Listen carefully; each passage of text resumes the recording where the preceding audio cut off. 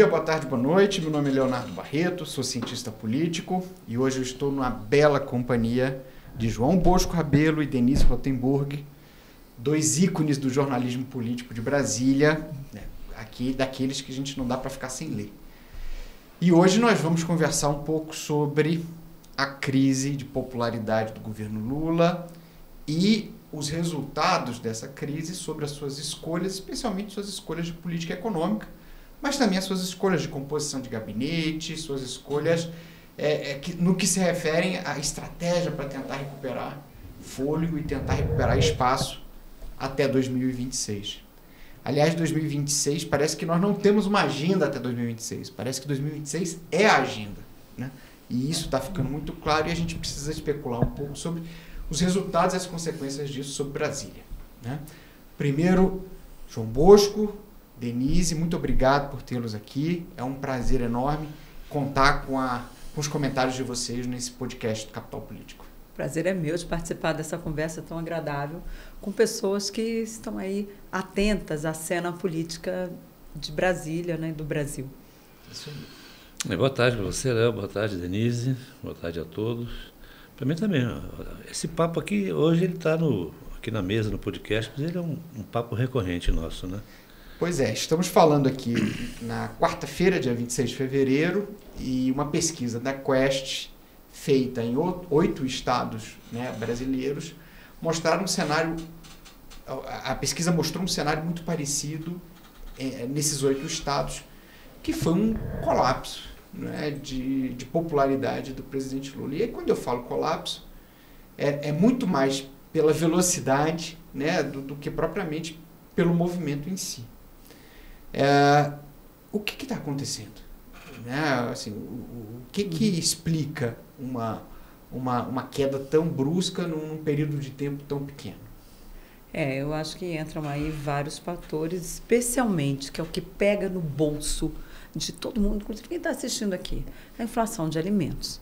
Quanto a isso, é um problema que o governo ainda não conseguiu resolver, mas vai ter que entrar, porque não dá mais para ficar culpando o Banco Central, porque o juro está caro, a hora que a pessoa vai pegar empréstimo, paga uma fortuna, a gasolina subiu. Não dá para ficar colocando a culpa só no Banco Central, né, que o PT fez esse discurso ao longo do período lá do ex-presidente Roberto Campos Neto, mas agora não dá mais. Não dá mais para colocar, não tem mais vilão. Ele é nosso adversário político. Não é mais assim. Lula está sentindo falta do Campos Neto, então, Denise? Pois é, né? Porque era quem ele culpava sobre qualquer problema econômico que o governo apresentava. Temos um cenário externo difícil? Temos. Donald Trump é um personagem que entra esculhambando o tabuleiro econômico, inclusive, global? Sim, mas é preciso. Um governo não pode ficar, está errado porque a culpa é do outro. Não, ou vai para a TV, como ele já tem feito e tem se colocado, mencionando que está errado, né, ou age. Tem que agir, tem que fazer ali, especialmente uma coisa que eles não querem, que é dar segurança aos agentes financeiros. E essa segurança ela é dada dizendo, olha, a economia está assim, nós vamos fazer o nosso ajuste fiscal, nós vamos fazer o nosso dever de casa. O governo ainda não mostrou que vai fazer o seu dever de casa, né?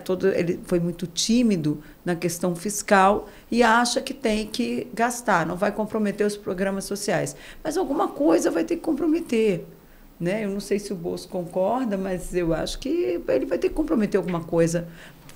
Governar é fazer escolhas. E até agora o governo... Ok, a escolha dele está certa, optar pelos mais pobres, ou fazer essa opção pelos mais pobres, está correta essa opção. Agora, isso também precisa vir acompanhado de uma segurança jurídica que ainda o investidor, que é quem traz o dinheiro para cá e que permite até que exista uma solução para os mais pobres, ainda não viu. Pois é, ontem a ProSoja, né, que é uma entidade importante do agro, escreveu um texto se perguntando quem que está no governo, né? E acho que existe um risco inerente nessa situação que você colocou, Denise, que é a seguinte: se todo mundo sabe o que é preciso fazer, né? O que é preciso ser feito, e todo mundo sabe porque isso já aconteceu outras vezes, né? Não é nada novo para ninguém. Mas se o presidente, a liderança do país, não tem disposição de fazer, não cria um vazio, assim, um vácuo de confiança, e aí na medida e isso leva a uma situação em que tudo aquilo que o governo vem a propor, né, já de saída vem com crítica, vem com dificuldade de ser implementado. Essa briga que o governo cria com esse mainstream aí da política econômica, é uma briga que ele pode comprar? Essa até é uma pergunta que eu fiz para o Bosco um pouco antes da gente chegar. Quanta briga esse governo consegue contratar? Pois eu acho que esses fatores que a Denise colocou estão corretos, mas são os fatores eu já chamaria isso de consequência, né? Consequência de uma teimosia, que se você pegar comparativamente ao primeiro governo do Lula, não existia, né? Quando o Lula assume o primeiro mandato, ele segue as regras da economia que estavam dando certo, né? E você vê que houve ali uma continuidade do Plano Real. Eu hoje estava vendo ali, rememorando, alguns personagens, inclusive, que estavam na formulação do Plano Real, fizeram parte do gabinete da Fazenda durante a primeira fase do governo Lula, com o Meirelles no Banco Central. Então ali você tinha já um aceno de confiança para o mercado, que é muito importante, né? E que faltou nesse governo do Lula. Não só faltou esse aceno de confiança para o mercado, como também o ministério, o primeiro ministério, aliás, o único ministério do governo Lula, desde o início, é um ministério de qualidade bastante duvidosa, não é? Você vê que ele fez uma composição ministerial muito voltado para contemplar todas as forças, né? Mas ele é um governo de pouquíssima qualidade. E há ministérios ali que não precisariam ser ministérios, na verdade. Você poderia reunir talvez uns 2 ou 3 ministérios desses numa pasta só, não é? E você vê também aquela aliança que você imaginava no início com a direita, chamada direita, não a extrema-direita, mas a direita, que o Fernando Henrique fez uma aliança muito boa nesse sentido, que foi a razão do sucesso dele. Essa aliança, no que diz respeito ao governo Lula, ficou na Simone Tebet. E no Alckmin, que é vice-presidente, assumiu o ministério. O resto, você tem ali vários ministros de diversos partidos, num contexto em que os ministérios perderam importância para os partidos, né? Com o domínio do orçamento, os partidos não fazem tanta questão mais, ou pelo menos o poder de barganha do governo diminuiu muito. Não basta mais você dar uma pasta, você tem que seguir certos programas, né? E talvez essa tenha sido a grande dificuldade desse governo do PT, porque como conciliar ideologicamente determinados programas, não é, com uma oposição extremamente majoritária e muito agressiva, não é? Então ele precisava ter um ministério com mais capacidade de articulação, o que eu não vejo nesse governo, né? E demorou muito a reagir, se é que a gente pode dizer que ele reagiu, né? E é muito curioso, porque se a gente pega o primeiro ano e meio do governo, né, o governo até que navegou, né? Estava vendo aprovou quase tudo que queria no Congresso, né? E do ponto de vista da economia, eu estava vendo uma apresentação esses dias de um analista de um banco, e quando a gente volta para junho, né, de 2024, o dólar estava controlado e a inflação convergindo para a meta.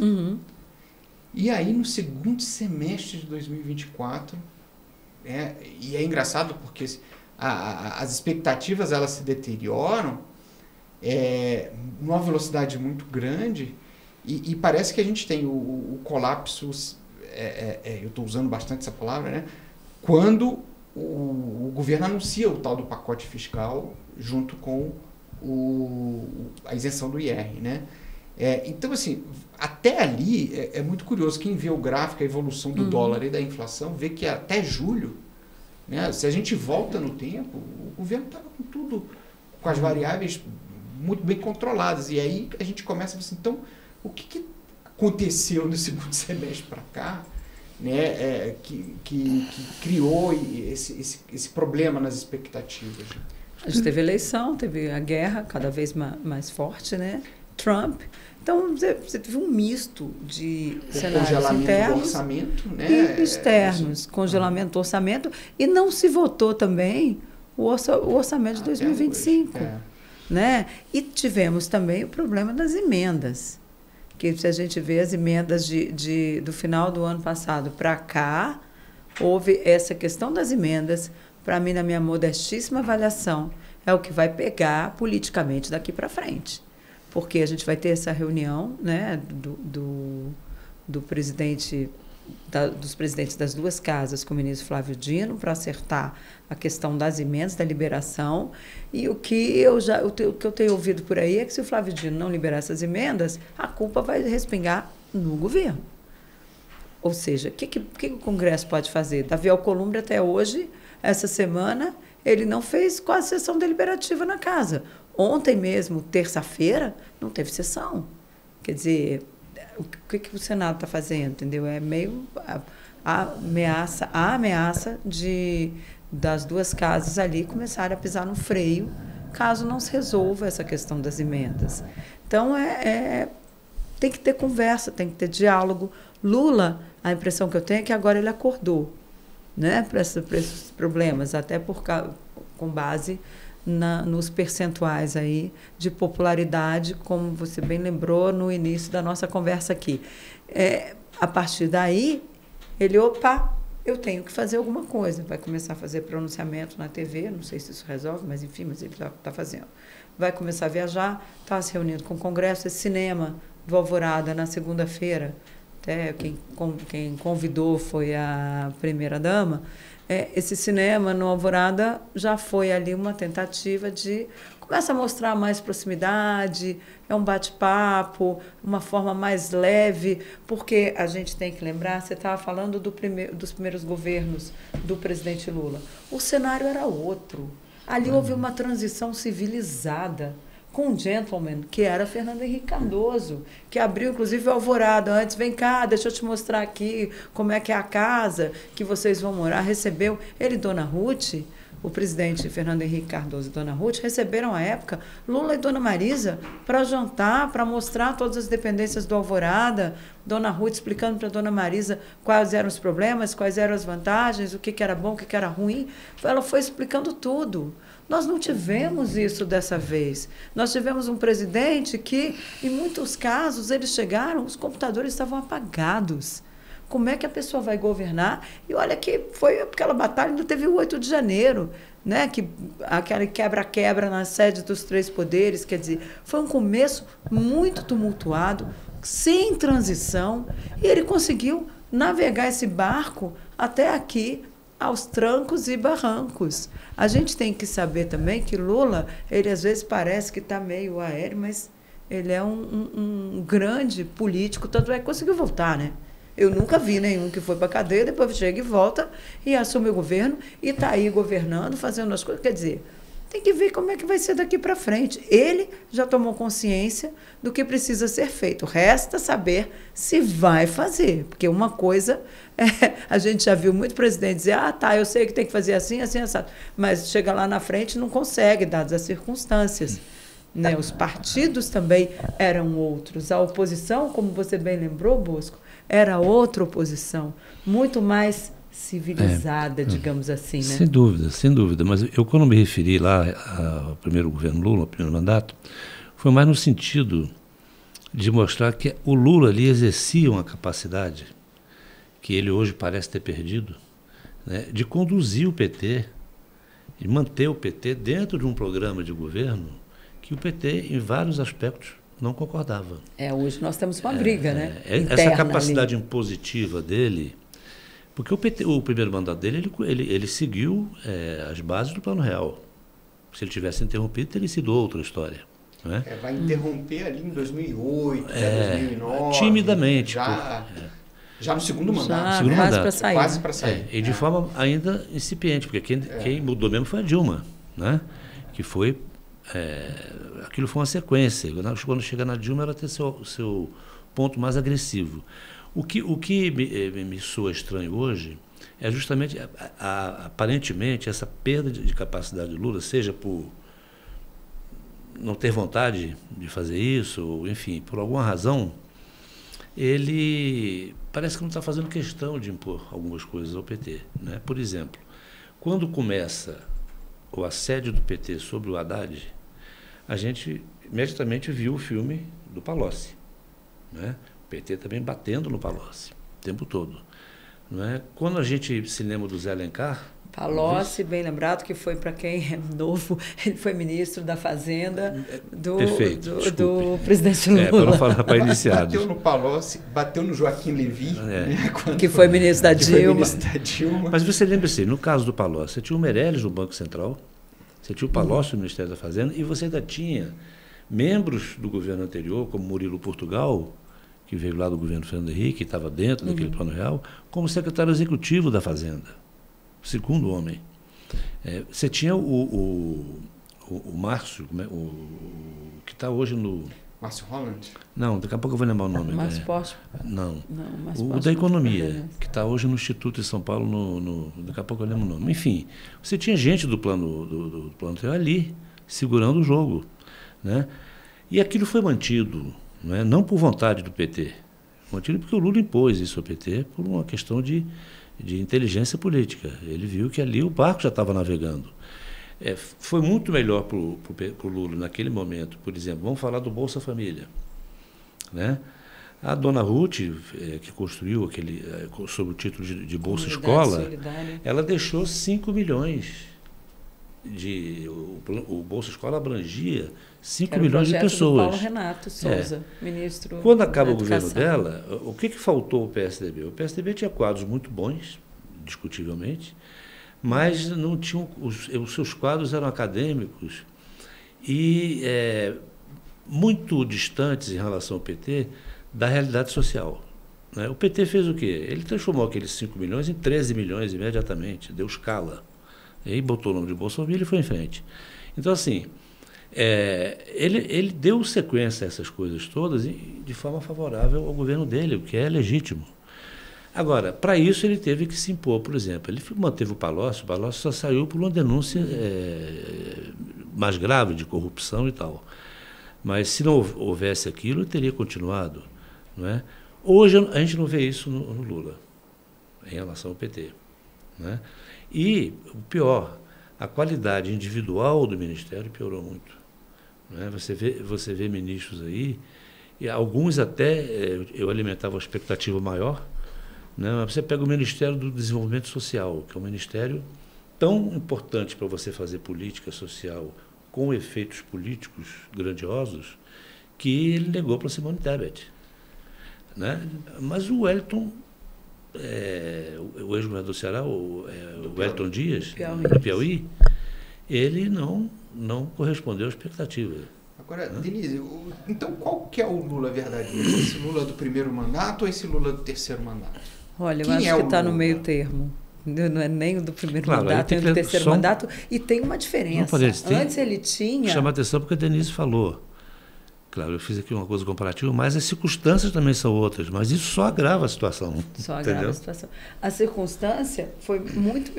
agora foi muito pior, né? Inclusive, o país vinha se recuperando ali de uma pandemia. Ainda teve aquela campanha que foi uma campanha de briga mesmo. Não era só uma disputa política onde as pessoas se respeitavam.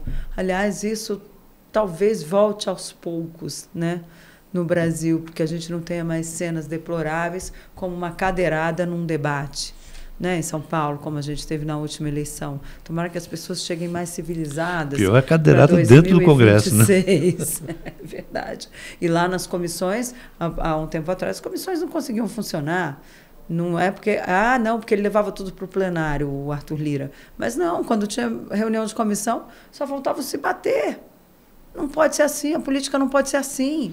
Isso tem que olha, vamos voltar, não é voltar ao passado, porque o passado acabou, passou, vamos para frente, mas vamos para frente de uma forma civilizada. E uma coisa que eu acho que o presidente Lula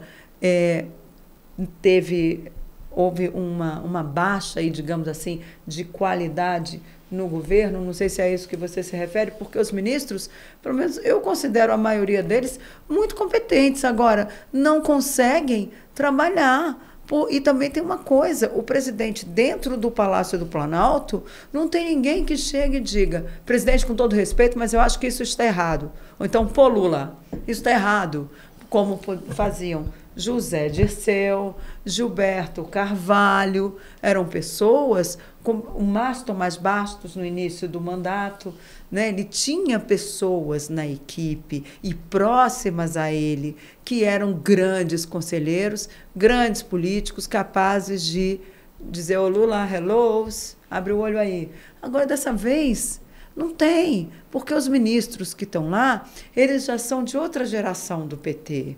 E agora, o presidente da Câmara e do Senado, nós fizemos uma entrevista com o presidente José Sarney esse final de semana, final de semana passado, foi publicado no Correio Brasiliense, e eu estava me lembrando, depois da entrevista, eu falei, poxa vida, olha que diferença. E até depois liguei para algumas pessoas. E o presidente Sarney era aquela pessoa que o Lula tinha qualquer problema. Ô Sarney, segura essa votação aí para mim. Sarney, segura esse projeto. Vem cá, fulano lá não quer votar, não quer ajudar o governo. Você pode chamar ele, me ajudar? Você pode me ajudar nesse projeto ou nesse programa de governo? Era uma coisa natural. Ele não tem essa intimidade com Davi Alcolumbre nem com Hugo Mota, para chegar o amiguinho, até porque gerações completamente diferentes. O Hugo Mota tem 35 anos, né? Acho que já tem um pouquinho mais de 35. O Alcolumbre também é de outra geração, inclusive era adversário do Sarney, mas isso não vem ao caso, isso não interfere na relação dele com Lula. Mas não é aquela coisa de copa e cozinha, de frequentar a casa, de estar junto. É diferente. É muito diferente a circunstância que ele tem agora. Eu falo da perda de qualidade também, Denise, sob o ponto de vista da capacidade política, não é? Embora você tenha um aspecto aí importante, que é o seguinte, o governo do PT, o ministro que vai para lá, que não é do PT, ele se sente mais ou menos como um sujeito que você diz que ele arrumou um lugar para ele morar, mas ele vai morar na casa dos outros. O PT faz o sujeito se sentir o tempo todo na casa do outro. Por quê? Porque os cargos em volta, o partido preenche. Haja visto o Palácio Planalto agora, né? Então, assim, é como se fosse uma extensão daquilo que a gente chama de núcleo duro. O núcleo duro é aquele conjunto de ministros, que a gente costuma chamar de núcleo duro, porque é mais ou menos uma licença política que a oposição dá para que cada governo tenha ali um puro sangue, um Palácio do Planalto puro sangue, digamos assim. Mas o resto dos ministérios faz parte da barganha política. O PT ele opera como se cada ministério tem um núcleo duro dele. Isso cerceia muito o ministro, né? Eu vejo, por exemplo, você pega um caso como o da Anísia Trindade, né? Que depois podemos falar disso, mas tem muita coisa para falar desse caso dela. Mas, assim, é um caso que você vê claramente o seguinte, a Anísia tinha uma política, uma fórmula ou uma estratégia para dar visibilidade aos aspectos positivos da gestão dela? Não. Não, uma cientista. Ela ficou ali, ela ficou invisível ali, né? Então, assim, é evidente que uma pessoa, como disse a Denise, que é cientista política, que é cientista sanitarista, ciência, sanitarista, né? Que comandou a Fiocruz, etc., ela vai focar o trabalho técnico, né? Ela precisa de um apoio político, que ela não teve. E se tivesse, eu ando a risco de dizer isso, se ela tivesse saindo bem, pelo nível de cobiça que existe naquele ministério, ela teria sido boicotada. Porque ela não ela é um estranho no ninho, não é? Então, eu digo assim, essa capacidade política, o Lula neutralizava muito isso, é isso que eu quis dizer, ele neutralizou isso com o Palocci, ele permitiu que o Meirelles jogasse o jogo, não é? Ele permitiu que o Plano Real prosseguisse, o governo dele fosse uma extensão daquilo ali, e isso hoje não acontece. Não acontece mesmo. Então você fica ali, você pega o Ministério da Ciência e Tecnologia. Você sabe de alguma coisa que esteja sendo feita lá? Numa época em que a tecnologia, todos os grandes temas, a inteligência artificial, as big techs, isso passa ao largo. Aliás, disse que na reunião ministerial Lula falou assim, tá vendo? Se nem vocês sabem, como é que as pessoas vão saber? Pois é. Se nem vocês sabem o que está acontecendo assim, tem aqui. uma coisa assim, muito dispersa. Existe uma insensibilidade política. Eu me lembro deixa eu só me estender um pouquinho, porque é uma coisa interessante que eu me lembrei. Em 2012, quando eu tive uma conversa com o então governador de Pernambuco, Eduardo Campos, que naquela época estava conversando muito, porque havia expectativa, né? A Denise também teve as conversas dela e tudo, da candidatura dele, né? E eu já tinha pedido um encontro, mas enfim, fomos conversar e a pergunta-chave vai sair a candidatura, governador? 2012. Ele falou, olha, eu vou te dar uma resposta que você vai achar que é coisa de político, eu estou escorregando, mas não é não. Sim e não. Eu falei, realmente é uma resposta difícil. Ele falou, é o seguinte, é sim. Por quê? Depende de quê? Ele falou, depende do seguinte, da Dilma Rousseff chegar no terceiro ano, que seria 2013, terceiro ano de governo, e fazer as entregas. Porque ele dizia assim, o terceiro ano de mandato é o ano das entregas. É o ano da colheita. Tem que entregar. E ela não vai entregar. Então, eu vou ser candidato porque eu tenho a convicção de que ela não vai entregar. Agora, se eu estiver enganado, lá na frente é não. Não é? Então, eu estou lembrando isso aqui para mostrar o seguinte. Nós estamos no terceiro ano do governo do mandato do Lula, terceiro ano do mandato. Ano que vem é a eleição. Não tem entrega para fazer. Não tem entrega. E aí, o que o Lula está espelhando para lá e para cá? Quando ele fala assim, preciso de uma marca. A marca é entrega, você não entregou nada. Assim, ele retomou os programas antigos, né? Que ele fez já estavam precificados, né? Ele fez o exercício ali, que é o seguinte, aí é outra questão que a Denise falou, e que eu me lembrei aqui, Léo, você pode falar isso melhor, lembrar que na economia, a confiança do mercado estava depositada, quer dizer, estava condicionada, melhor dizendo, ao andamento do chamado arcabouço fiscal que substituiu o teto. Então vamos ver, de início o mercado recebeu aquele formato, essa fórmula da Haddad com uma certa desconfiança, mas é uma desconfiança técnica, ele não vai conseguir fazer isso porque é um mecanismo que o sucesso depende da arrecadação. Ele inverteu, em vez do teto, você trabalha com arrecadação, portanto com projeções. E o discurso do governo, as falas do Lula, o enfoque muito, assim, não o enfoque como um programa de governo, mas o enfoque como resposta às críticas do mercado, era de investimento no social. Eu não vou ficar cuidando de gasto, eu vou investir, o negócio é o social. Então, esse tipo de resposta, na minha avaliação, ele tirou completamente a confiança no arcabouço fiscal. E aí deixa eu fazer uma pergunta relacionada a isso para você, Denise. Você trouxe que a transição de Fernando Henrique para o PT foi uma coisa mais civilizada e que você gostaria de ver essa civilidade de volta, né, para o processo político. Só que a gente está chegando a 3 anos, não tem marca, né, não tem entrega. Assim, você tem indicadores sociais que são inegáveis, mas de certa maneira isso parece não ser suficiente. Só que no calendário imediato, a gente tem o julgamento dos eventos de 8 de janeiro e, aparentemente, uma orientação do ministro da Comunicação do governo de provocar comparações, né, desse governo, da atual gestão, com o governo Bolsonaro.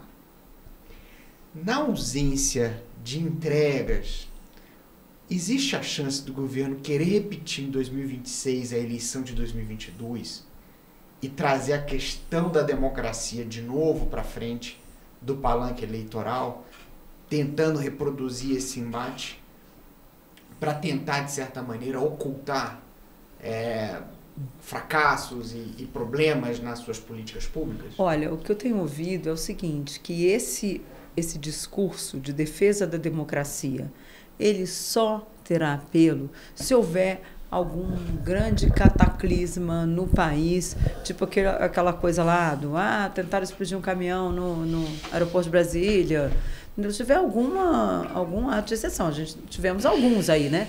O maluco lá que acabou se matando lá na frente do Supremo Tribunal Federal. Enfim, não está descartado isso. Agora, o efeito disso não é como um remédio que você já usou, que ele perde o efeito, né? Se você usar demais. Se usar demais, não vai funcionar. E o governo, eu acho, pelo menos pelas conversas que eu tenho no Congresso ali, e também algumas dentro do próprio governo, que não existe a vontade de colocar esse discurso na vitrine. Tanto que ele pode estar ele vai fazer parte do todo, mas não é o discurso número 1, digamos assim, porque, até como disse o presidente Sarney para o Correio Brasiliense, na entrevista que a gente fez com ele, já é irreversível a democracia brasileira, na avaliação dele, da qual eu concordo. Eu acho que, depois de tudo que a gente passou ali, a nossa democracia não foi para o buraco, né? Ela não foi para o lixo. Eu acho que a gente tem, enfim, nossas instituições são fortes, estão consolidadas. Eu não vejo risco à democracia. Sim, de imediato. Agora, o governo tem um tempo ainda. A gente já viu em 2005, se a gente voltar lá para trás, né? Todo mundo dizia, ih, Lula está acabado, olha aí, tem o mensalão, tem não sei o quê, blá, blá, blá. E ele se reergueu. Então, eu acho que não dá para a gente fazer a aposta de que, morreu, acabou, não vai, não sei o quê, está a popularidade lá embaixo. Naquela época, a popularidade também não estava boa. E o PCdoB não chegou, obviamente, não chegava a esse ponto.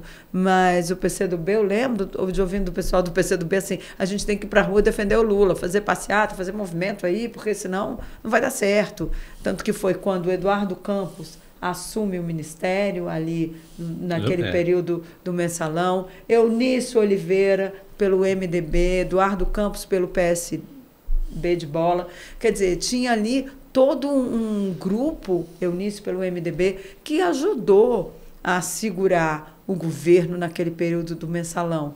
E agora, pelo que a gente ouve aí, os próprios partidos estão meio assim, porque eles sabem que o Lula se reergueu uma vez, pode se reerguer de novo, né? E vai depender também quem é que vem lá do outro lado. Se a direita se dividir demais, também pode aumentar as chances dele. Então, acho que a gente ainda tem aí, a gente tem que passar 2025, chegar ali lá para setembro, para a gente ter uma avaliação melhor de qual vai ser o discurso, né, que vai ser colocado ali na linha de frente.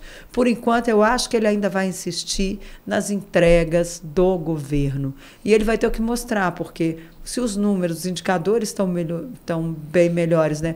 Tem o agravante da inflação e dos juros, que aí é a questão econômica que a gente já comentou aqui, mas ele vai tentar fazer essa comunicação direta com a população, mostrando que seu governo tem entregas a fazer. Vamos ver como é que vai funcionar essa comunicação daqui para frente, né? Nisso que eles estão apostando. Ou seja, lá atrás, no mensalão, eu acho que essa é uma comparação válida,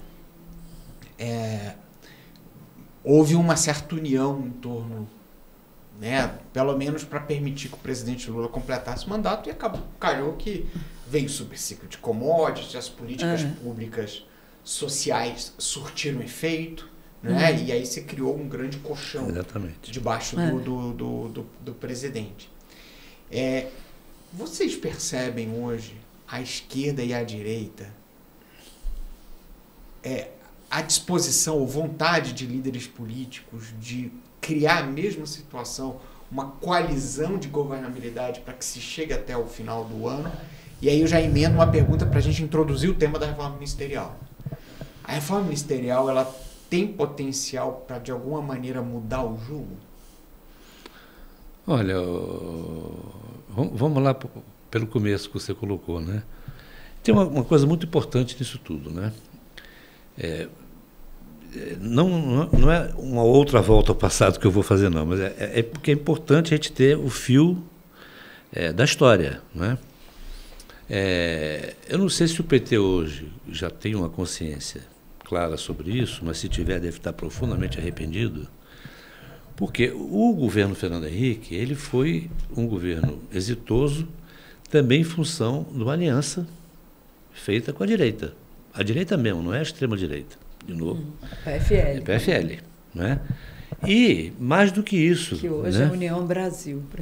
Mais do que isso, ele fez uma aliança prévia, ou seja, ele condicionou a candidatura dele quando ele foi provocado a ser candidato, ele condicionou ao PFL topar vir com ele. No caso, personificado no Antônio Carlos Magalhães. E no Jorge Bornhausen. E no Jorge Bornhausen. Mas o outro, no caso, era o linha de frente, né? Então, assim, o Bornhausen, inclusive, teve o tempo todo dentro do governo. Mas eu digo assim, ele condicionou, quer dizer, uma aliança prévia com a direita. Aquilo foi alvo dos discursos da esquerda, PT, etc., bateu naquilo o tempo todo. O que se ficasse no discurso, tudo bem, mas o PT, ele trabalhou para desconstruir o PSDB, aquele PSDB, como um partido de centro-esquerda. Ele foi empurrando aquele partido para a direita. E conseguiu. Bom, mas aí o que veio no lugar daquilo? Nada. O PSDB acabou. Você tem um quadro partidário hoje que essas forças dessa direita, que era o PFL, depois o DEM, enfim, essas forças estão dispersas e fragmentadas nesse quadro partidário, de uma maneira agravada pelo fato da extrema-direita ter vencido as eleições e, mesmo sendo minoritária, não é, ter levado a direita a reboque dela. Então, agora o grande desafio desse governo do PT é conseguir se recompor com aquela direita que está aí, né? Eu vou dar perfis aqui, Denise pode dar outros, mas perfis assim que representam, refletem o que era aquela direita. Um perfil, Simone Tebet, estaria lá no PFL, seria natural, não é? Um Silvio Costa, possivelmente, não é? Você está querendo dizer que ficaram cicatrizes que impedem uma... Não, as cicatrizes, ficou uma ausência, ficou mais difícil porque a centro-esquerda que o PSDB representava era um eixo de equilíbrio para evitar esses extremismos. Grandes quadros, grandes políticos qualificados, um partido de centro um pouco mais para a esquerda, mas com muita flexibilidade para negociar à direita, e que tinha do lado de lá um partido que também topava isso. É o que o PSB está tentando, espaço que o PSB está tentando ocupar, né? Com o João Campos, ainda não tem tamanho para isso. Agora, o PSDB também não tinha tamanho, né, quando começou. Tanto que precisou do PFL para aprovar o Plano Real, e ali eles começaram esse casamento, né, que veio ali de sucesso, digamos assim. Ele não tinha tamanho, mas ele tinha os quadros, né? Porque você veja, o governo Collor. O Collor se elegeu pelo um partido que era ele, né? E foi fazer o quê? Foi implorar o governo, os 2 anos que ele ficou, ficou implorando para o PSDB vir para o governo dele. Ele levou o PFL. Eu digo assim, eu entrego para vocês, né? Que foi o grande dilema do PSDB na época, sim ou não, né? Ser ou não ser, né? E acabou prevalecendo o não, muito mais por causa da liderança do Mário Covas, porque muita gente ele queria, via a oportunidade de antecipar muita coisa, mas o PSDB valia por isso, não é? Então era perfeito para um partido de direita se associar a ele, fazer uma aliança, etc. Hoje você não tem essa coisa definida. O ponto positivo que tem hoje, e o Léo, você sabe disso porque você trabalha muito bem com pesquisa, é que essas eleições municipais, elas trazem a oportunidade de você reequilibrar esse lado direito do espectro partidário, porque estava com a extrema-direita puxando a direita. As eleições foram muito claras, elas foram para a direita e para o centro. O bolsonarismo perdeu em diversos estados na disputa com a própria direita, às vezes, né? e o Bolsonaro está inelegível. Então você tem aqui um caminho... Você tem oportunidade. Oportunidade. Agora, o governo Lula está enxergando isso, ou se está dando alguma atenção a isso, né, na composição que vem aí, né? Porque a reforma ministerial, na minha opinião, não é só nome, não. Você tem que... eu acho que a essa altura do campeonato, eu mexeria em estrutura também. Pois é, Denise, quem assumir agora vai ter um ano, porque em abril tem que desincompatibilizar para disputar a eleição. Uhum. E vai passar um ano com um orçamento, se não está aprovado, um orçamento já organizado, ou seja, não vai mandar muito pouca coisa. Você acha que a reforma ministerial, do ponto de vista de quem quer entrar, né, tem apelo, tem potencial suficiente para criar essa coalizão de salvação do governo Lula? Olha, primeira coisa, vamos por partes, né? Como diria. Começar por essa reforma ministerial que ele já fez até aqui. Eu posso só introduzir um outro tema que eu queria que você comentasse? Coloca o Kassab nessa discussão. Pois é, hoje eu estava num almoço com o ministro Celso Sabino, era um almoço do LIDE, Brasília, e fizeram uma pergunta para ele, assim, alguém da plateia perguntou para ele, vem cá, como é que vai ser, né, o seu partido aí vai apoiar o governo Lula? Ele começou a responder, porque a pergunta foi bem mais elaborada, o senhor vai apoiar o governo Lula, porque seu partido quer ter candidato, tem Ronaldo Caiado, enfim. Aí ele começou a responder assim, tem que perguntar para o Kassab o que ele vai fazer, né? Se ele também já vai fechar agora com o governo Lula. Ou seja, ele não gostou muito da pergunta, mas ele disse que ele acha que o partido tem que seguir com Lula, inclusive ele acha que tem que reivindicar a candidatura a vice. Eu falei, epa, já vai brigar com o Geraldo Alckmin. Esse negócio não está bem, assim, ainda não está fechado, né? Essas abóboras ainda estão ali se mexendo, todo mundo se mexendo na carruagem. É muito bom, hein? Essas abóboras ainda estão... Está todo mundo se mexendo dentro da carruagem. Aí tem que ver, porque, primeiro, essa reforma ministerial, o que ele fez até aqui? Pegou muito mal a fritura à ministra Anísia Trindade. Inclusive com direito à missa de corpo presente. Né? Pois é, né? Para que fazer aquele evento? E o evento, ela anunciou várias coisas positivas para o governo. Pesquisa de vacina, o Brasil vai ter sua própria vacina da dengue, quer dizer, e uma dose única. Então, tinha muita coisa boa para anunciar.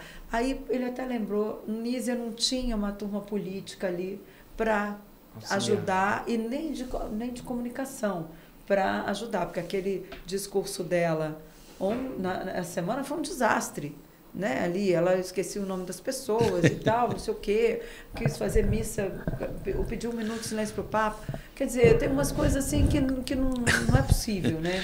Que você fala assim, por favor. E ela estava muito nervosa, porque ela sabia, né? Aquela coisa, a pessoa está ali falando e sabe que o fogo, né, está subindo, né? Sabe que tá ali, ela estava ali numa fogueira, né?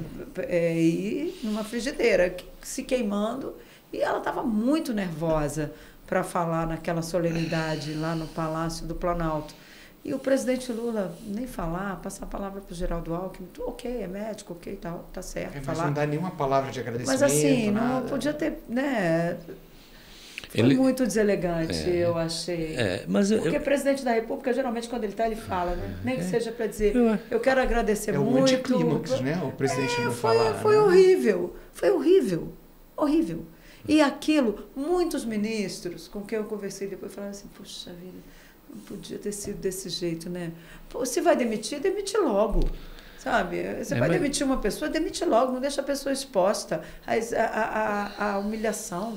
Que isso? A passar por um constrangimento daquele. Ainda mais uma pessoa que lá no início foi super importante, até para dar mais credibilidade ao governo, numa área que era sensível, a área de saúde, que foi um desastre no governo do presidente Jair Bolsonaro, e que agora todo mundo achava que, olha, poxa vida, vem uma técnica, uma cientista. Deveria ter sido mais elegante. E tudo isso foi feito, não talvez toda a fritura, mas porque Lula tem um problema na articulação política. Não é normal um ministro da Secretaria de Relações Institucionais ficar 1 ano e meio sem falar com o presidente da Câmara dos Deputados. Pelo amor de Deus, Alexandre Padilha não era recebido por Arthur Lira. Isso não existe. Isso significa que Padilha já deveria ter pegado o bonezinho dele e ter ido para outra área há mais tempo. Aí ficou se segurando para onde que vai Padilha, porque ele é um quadro importante do PT de São Paulo, que é onde está ali a fogueira das vaidades do PT, a maior parte dela. É em São Paulo, a gente sabe, e ali ficou se tentando arrumar um lugar para acomodar Alexandre Padilha, enquanto a outra ficava lá na fritura. Tinha problemas no Ministério da Saúde? Demitisse ela antes. Tinha problemas na articulação política? Demitia antes, mas não. Ficou ali, empurra com a barriga, e vai empurrando, vai empurrando. Chega uma hora que não dá. Porque muitas vezes, eu tenho algumas coisas sobre isso, quero voltar ao Kassab daqui a pouco. Faltou o Kassab, mas depois a gente comenta o Kassab. Mas assim, eu acho que não é a primeira vez, a gente já teve isso em outros governos. A Anísia é o típico caso de uma personagem a que o governo recorreu pelo simbolismo que ela tem, não é? Pela credibilidade e pela competência comprovada, não é? Uhum. E que sai de um nicho em que ela está imaculada do ponto de vista em relação à política. Não é? Tentou-se fazer isso com o Pelé, no Ministério dos Esportes. Né? Eu me lembro que no governo Sarney, ele por 2 vezes tentou trazer a Fernanda Montenegro para o Ministério da Cultura. E, sabiamente, a Fernanda Montenegro recusou as 2 vezes, polidamente. Né? Uma sabedoria que deve ter faltado a outras pessoas, que a gente viu aí. Porque a pessoa que não é da política e tem um trabalho maravilhoso para fazer, ela, quando vem para um ministério, vai ter dificuldades. Porque aquilo é gestão administrativa, gestão pública e gestão política. Não é... Você reunir essas 3 coisas num personagem é muito difícil. Mas, enfim, só que o PT, o Lula trouxe a Anísia para o governo, com essa carga simbólica, especialmente para fazer a diferença com o governo anterior, como mencionou a Denise, especialmente porque ela é sanitarista, é a Fiocruz que fez as vacinas, que o Bolsonaro se recusou a fazer. Tudo isso era aparentemente muito inteligente do ponto de vista estratégico. Só que o PT botou esse símbolo, que é a Anísia, e deixou ela lá como símbolo. Tipo assim, te vira, né? Fica aí, te vira e tal. Não trabalhou para ajudar a gestão? Não.